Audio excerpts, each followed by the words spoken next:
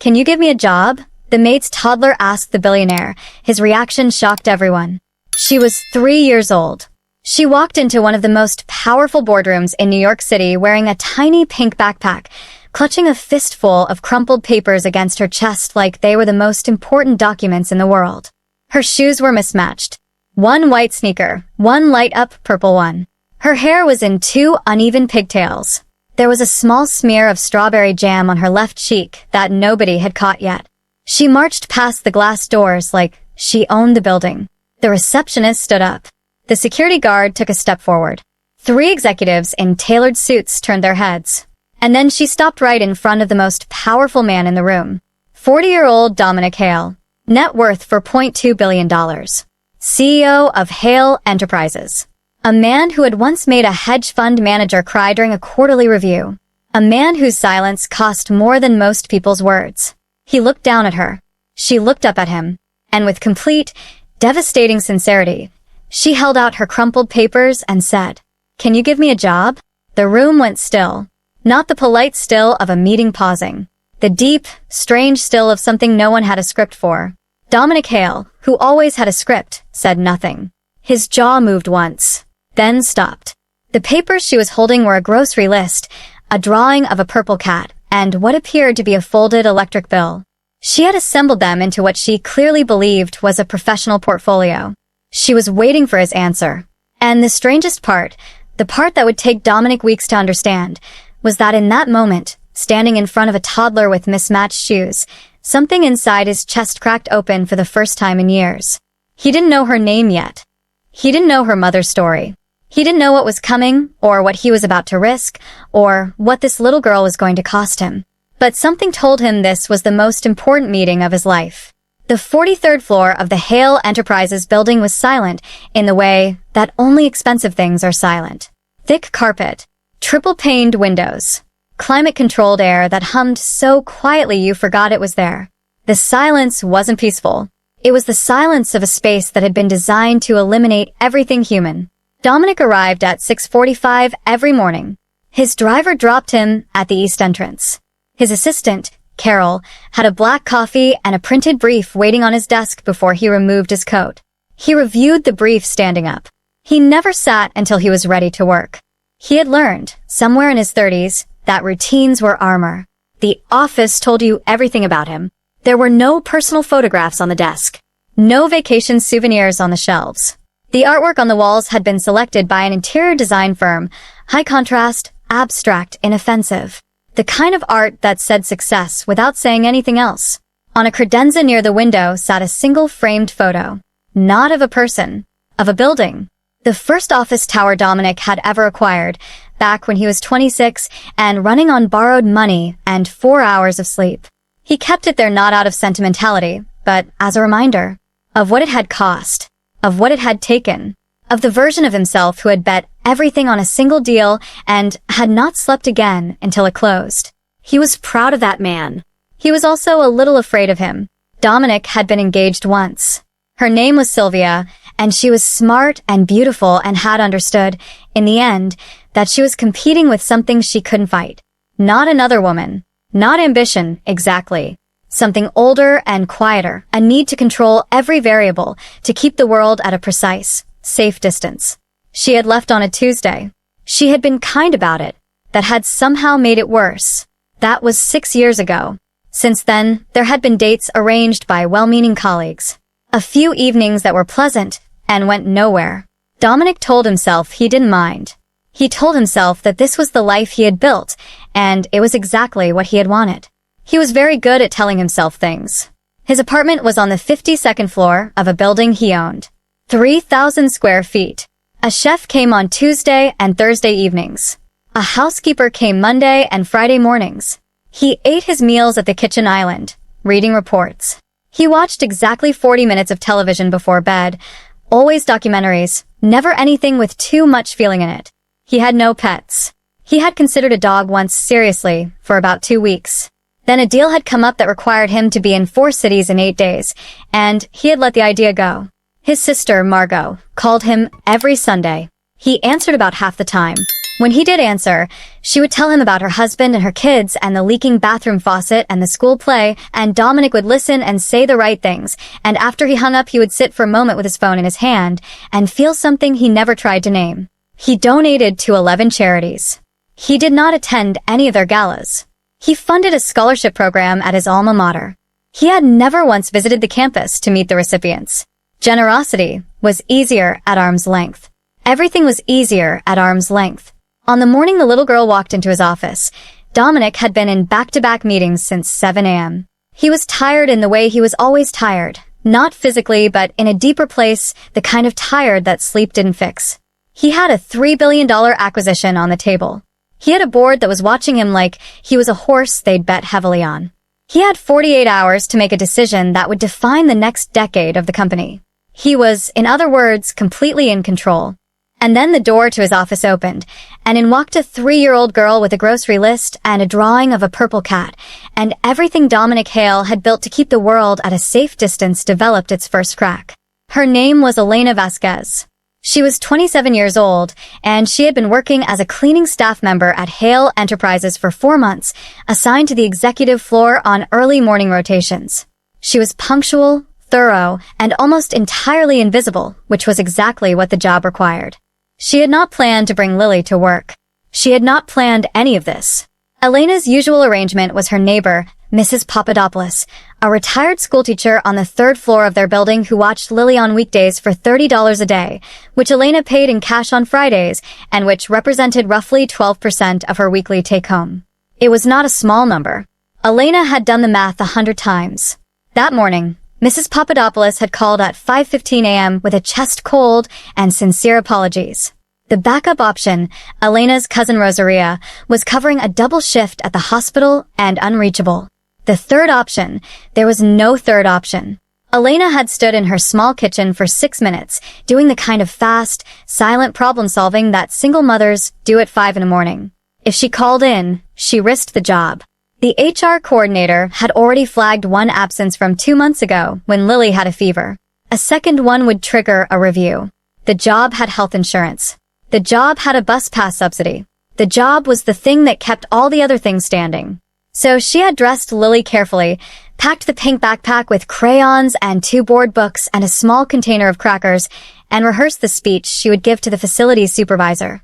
Family emergency, completely temporary, won't happen again. She had told Lily, very seriously, that she needed to be a quiet mouse today. That they were going somewhere important, and Lily needed to use her indoor voice and stay in the supply closet where Mama could see her. Lily had nodded with tremendous gravity and said, "I will be very professional, Mama." Elena had not had the heart to correct that. She was by any measure a remarkable woman, though she would have rejected that word. She had come to New York at 19 from a small city in Texas after her parents' medical bills had taken the house. She had worked 3 jobs through her early 20s, waitressing, retail, overnight shifts at a call center, and had taken community college courses when she could afford them. She had 12 credits toward an associate degree in business administration that she was quietly, stubbornly working through, 1 class per semester, mostly online, mostly after Lily was asleep. Lily's father had left before Lily was born. Elena did not speak badly of him to her daughter, though she allowed herself, occasionally, 1 single unkind thought per week. That felt like a reasonable budget.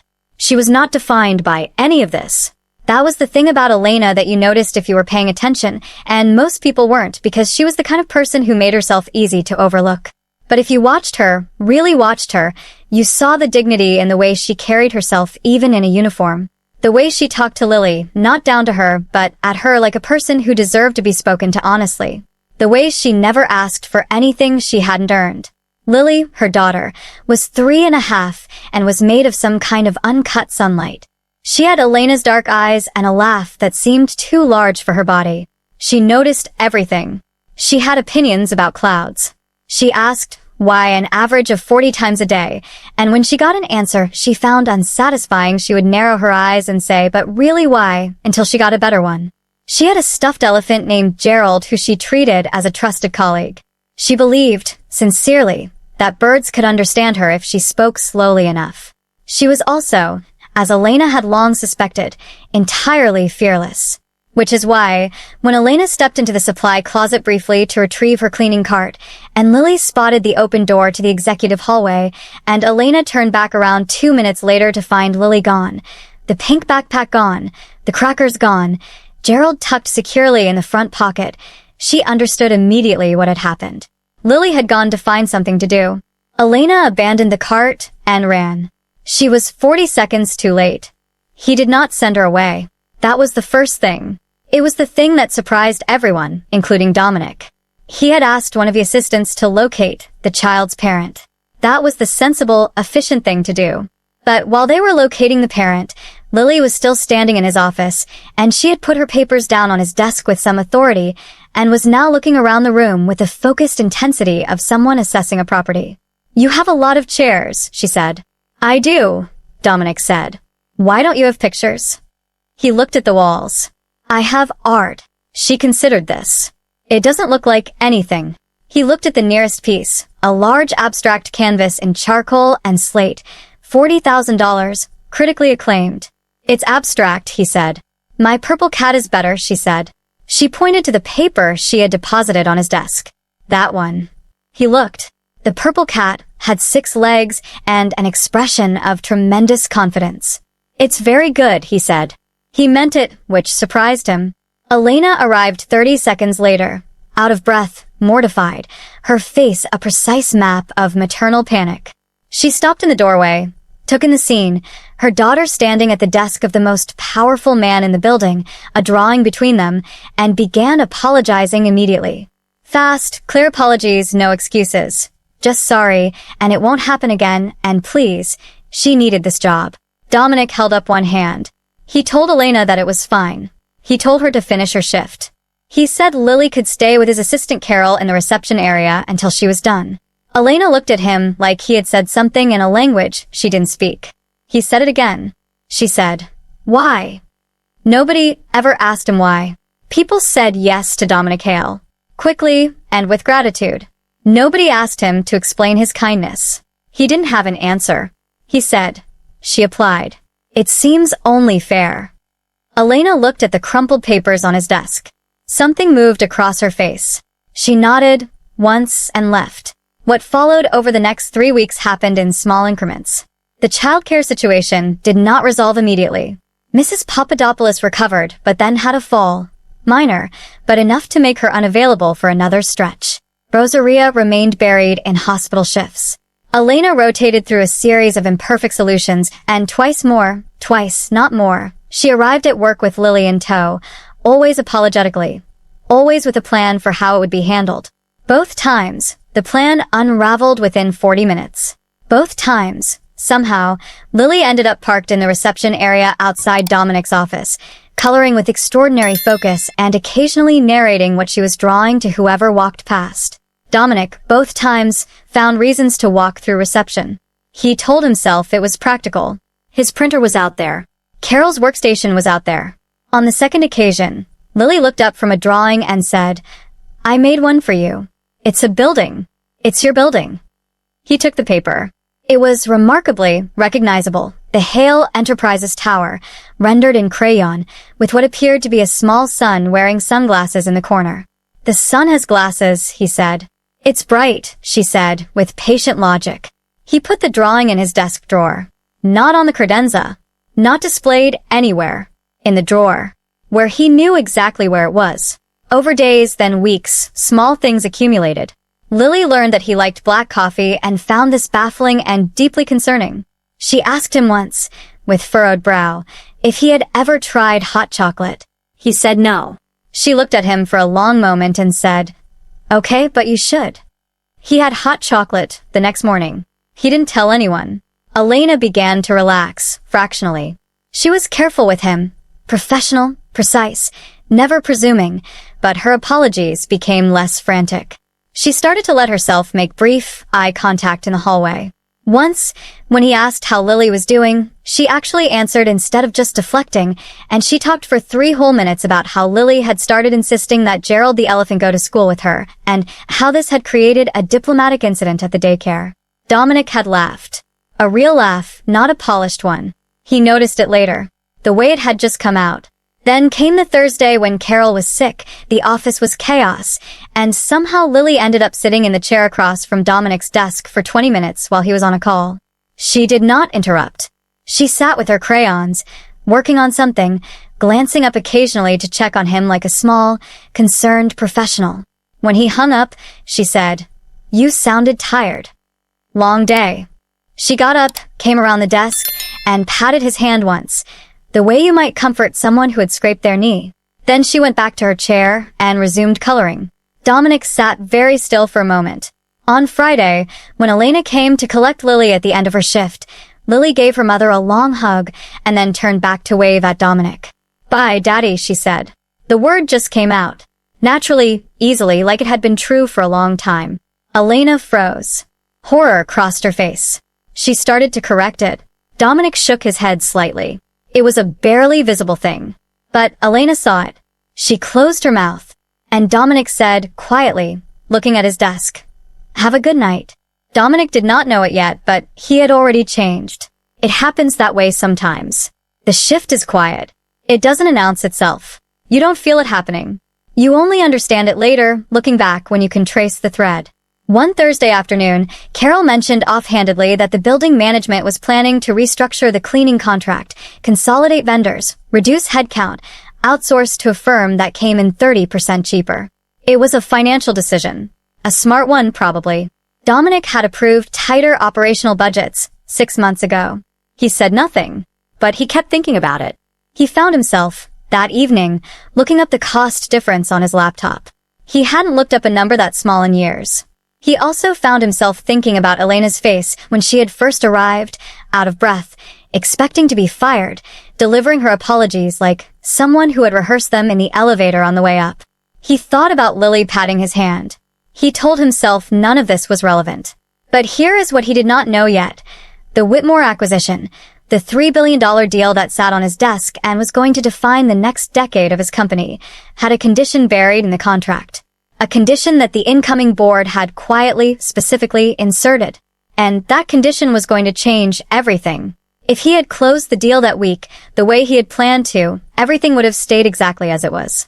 But he hadn't closed it yet. And Lily Vasquez was still walking in and out of his life, completely unaware of the pressure building in the world above her head. Some things are decided for you. You only find out later. The Whitmore Group was one of the oldest real estate and development conglomerates on the East Coast. Acquiring it would give Hale Enterprises control of 11 properties in 5 major markets, a commercial pipeline worth close to $2 billion in projected revenue, and, critically, a piece of Manhattan's Midtown development corridor that Dominic had been working toward for 4 years. It was the deal, the one that validated everything. The Whitmore board had one final condition. Dominic's lead attorney, a dry, precise woman named Patricia Keene, laid it out for him on a Wednesday afternoon. The Whitmore Group had a policy, decades old, rooted in the founding family's values, that their properties did not contract with residential cleaning and maintenance services that employed hourly transient labor. They wanted a full vendor audit of all Hale-adjacent operations. Any contract that didn't meet their classification standards would need to be terminated or restructured before the deal closed. Patricia put a list on the table. The building's facilities contract, the one covering the cleaning staff, was on it. Elena Vasquez's name was not on the list, but her job was. The restructuring would mean a switch to a unionized commercial firm. The current staff, hourly, individually contracted, would not transfer over. They would receive 2-week severance and a reference letter. It was, Patricia assured him, standard practice. Dominic read the page twice. Then he set it down. Timeline, he said. They want confirmation of the vendor changes before signing. We need to move by end of next week. That meant the notices would go out Thursday. The staff would be let go. The deal would close Friday. By the time the ink was dry, Elena would be job hunting with a 2-week cushion and Lily would be back in an unstable childcare rotation and Dominic would be the controlling partner in the largest acquisition of his career. It was clean. It was efficient. It was, from a business perspective, the only choice. He knew how to make this choice. He had made versions of this choice dozens of times. People lost jobs in restructurings. That was the nature of business at scale. You could not let sentiment dictate $3 billion decisions. If you did, you were not cut out for this. He told Patricia he would review the full vendor list and get back to her by morning. He stayed in his office until 9 p.m. that night, staring at the page. At some point he opened his desk drawer. He wasn't sure why. And there it was, slightly bent now, the crayon drawing of his building. The sun with the sunglasses, steady and bright in the corner of the page. He closed the drawer. He told himself it had nothing to do with anything. By Thursday morning, Dominic had made his decision. Or that is what he told himself. He called Patricia at 8 a.m. and told her to proceed with the vendor notification. His voice was even. He used the word appropriate twice, because appropriate was a word that foreclosed argument. He asked about closing timelines and confirmed the Friday window. Patricia thanked him and hung up. Dominic sat at his desk and looked at his coffee. He thought about the Whitmore corridor. He thought about 4 years. He thought about the board and the projected revenue, and the fact that he had not come this far, had not rebuilt himself from a leveraged 26-year-old with nothing but nerve and a good eye for undervalued assets, by letting sentiment make his decisions. He thought about Sylvia saying, not unkindly, "I can't compete with whatever this is." He thought about Margot calling every Sunday and him answering half the time. He thought about how his apartment had exactly the right amount of furniture and nothing extra, and how he had not once, in 6 years, sat somewhere in his own home and felt like he was at rest. He thought, this is the right decision. He thought, I have made peace with the kind of man I am. He thought, it would be different if there were a real alternative. But there isn't. This is just how it is. He did not think about Lily. He was very deliberate about not thinking about Lily. His 2:15 meeting went long. The projections review ran late. At 4:30, Carol buzzed him to say the facilities manager had sent over the signed notification schedule. The letters would go out end of day Friday. Dominic confirmed. He stood at the window for a while, looking out over the city. 43 floors of glass and steel between him and everything below. He had built himself a long way up. He had never once asked himself what he was trying to get away from. Friday. Elena came in at 6:45. Mrs. Papadopoulos had, this week, been well enough to watch Lily. So Elena arrived alone, in her uniform, with her cart and her earbuds and her routine, not knowing yet what was in the envelope that had been placed in every staff member's locker. She found the envelope at 9:15 on her break. She read it in the stairwell. Dominic, 2 floors above her, was in a pre-close review with Patricia and the Whitmore representative. He did not see Elena's face when she read the letter. He did not see her sit on the step and press the back of her hand against her mouth. He did not see the way she held herself, very still, breathing carefully, doing the arithmetic in her head. 2 weeks, December rent, Lily's daycare deposit, the community college tuition she had just paid, the almost empty emergency fund that she had spent most of the year trying to rebuild. He did not see any of it. He was upstairs, in a glass conference room, watching lawyers finalize documents. At 10:45, a call came through to reception. Mrs. Papadopoulos had had another fall. Not serious, but she needed someone to collect Lily from the daycare before noon. Elena was 2 floors below in a supply room, trying to hold herself together. Carol, who was intuitive and kind and had grown quietly fond of Lily over the past weeks, made a judgment call. She went down, found Elena, relayed the message, and said, "Bring her here, it's fine." Elena hesitated. She had just lost her job. She was not sure she was allowed to be here anymore. She was not sure of anything. Carol said, "Go get your daughter." Elena went. Lily arrived at 11:30, carrying Gerald, wearing a yellow raincoat over her daycare clothes even though it wasn't raining, because she had decided she liked how it looked. She walked through reception. She spotted Dominic through the glass wall of the conference room. She knocked on the glass. One little knock. Dominic looked up. The room was full of lawyers. There were documents on the table. The Whitmore representative was mid-sentence. Lily waved. Dominic raised one hand in a small wave. The Whitmore representative paused. He looked at the child. He looked at Dominic. He looked at the child again. Lily knocked again. Then she held up Gerald, so he could wave too. There was a strange pause in the room. And then, from out in the reception area, clear through the glass, came Lily's voice. She had cupped her hands around her mouth to make it louder. She was 3 years old, and it had not occurred to her that there might be a wrong time to say something true. "Daddy, Mama is crying." The conference room went absolutely silent. Dominic stopped breathing.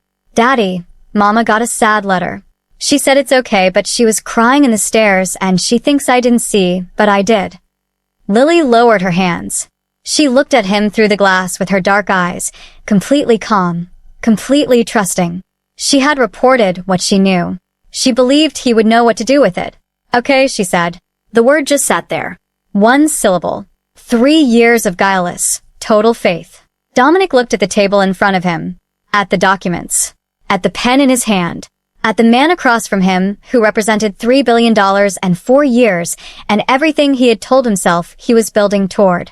His chest was doing something he hadn't felt in a very long time. He set the pen down.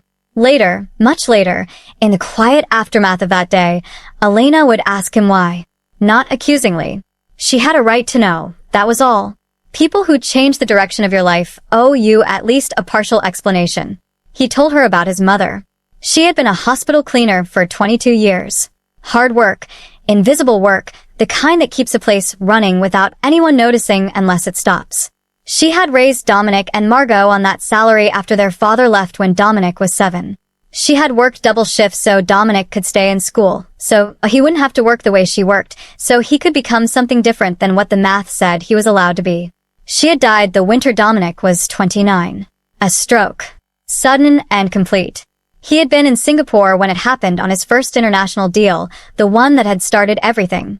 He had gotten back in time to say goodbye, barely. He had been working ever since. Not just working, building. Building and building and building, as if the structure he was constructing could retroactively justify everything it had cost. Every absence, every shortened call, every Margot's Sunday he'd let go to voicemail. He had told himself the building was the tribute. He had not let himself understand until a 3-year-old knocked on a glass wall and spoke her truth without hesitation that the building was also the avoidance. His mother had been the kind of woman who stayed in a stairwell to hide her tears so her children wouldn't worry. He had looked through that glass and seen her. Not Lily. Not Elena. Her. And he had understood, in the sudden clear way that only grief can clarify, that he had spent 11 years building the kind of empire that would have erased her. He did not sign the documents that day. He asked for a 48-hour pause. The Whitmore representative was displeased. Patricia was carefully neutral. Dominic did not explain. He asked for 48 hours and he got them. He spent those 48 hours doing something he was not accustomed to, looking for a different answer. He called in 2 attorneys he trusted and a contract specialist he had worked with for a decade. He had them go through the Whitmore condition with a microscope. Not to find a way around it, to find a legitimate structural alternative.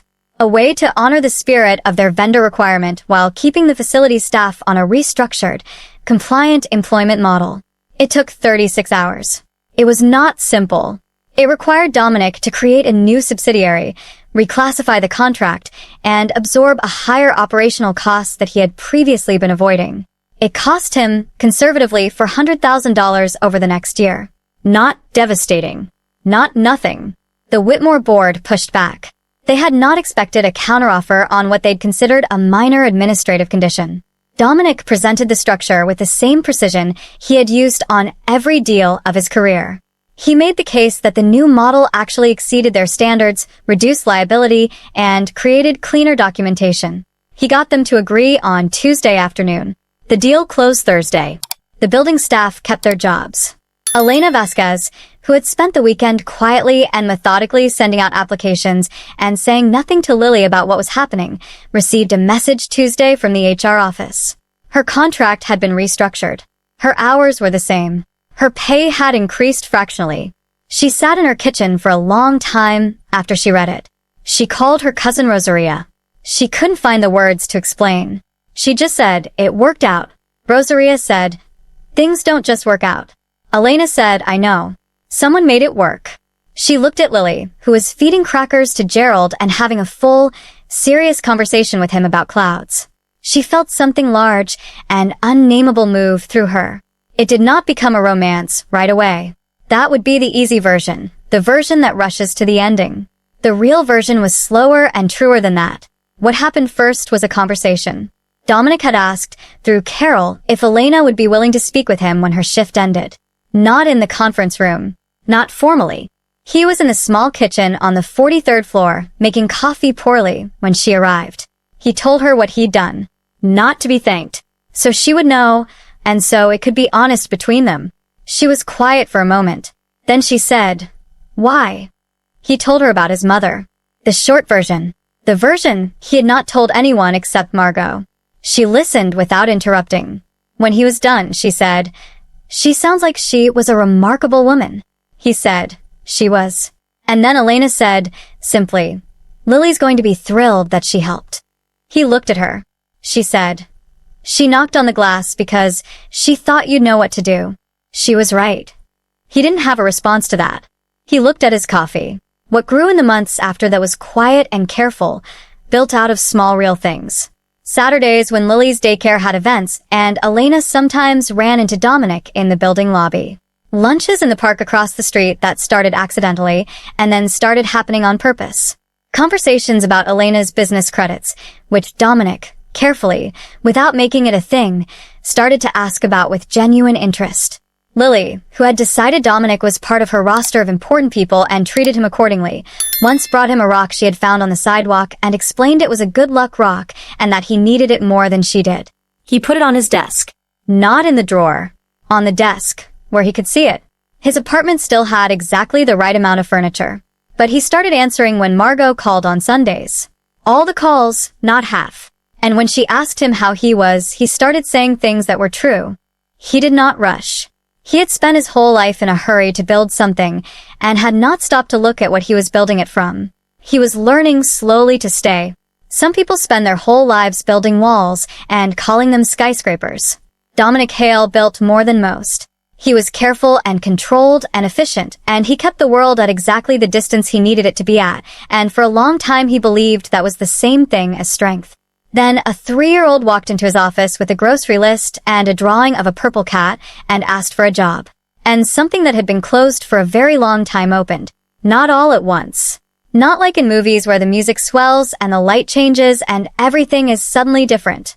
It opened the way real things open, slowly, unevenly, with resistance, with confusion, with small steps forward and occasional steps back. But it opened. Lily never stopped calling him Daddy. She said it the way children say the truest things, without strategy, without hesitation, without asking first if it was allowed. And eventually, Dominic stopped holding his breath when she said it. Eventually, it just sounded like something that was true. There is a kind of wealth that doesn't appear in financial statements. It lives in the drawings that go on the desk instead of in the drawer. In the good luck rocks you can see when you look up. In the hot chocolate you drink because a small person asked you to try it. In the Sunday calls you don't let go to voicemail anymore. You can't acquire it. You can only receive it. And the only thing you have to do, the only thing is be willing to let someone knock on your glass wall. If you believe that the most important things in life are given to us not by the deals we close, but by the people who walk in with crumpled papers and mismatched shoes, this is the channel for you. Subscribe if you stayed. You're the kind of person these stories are made for.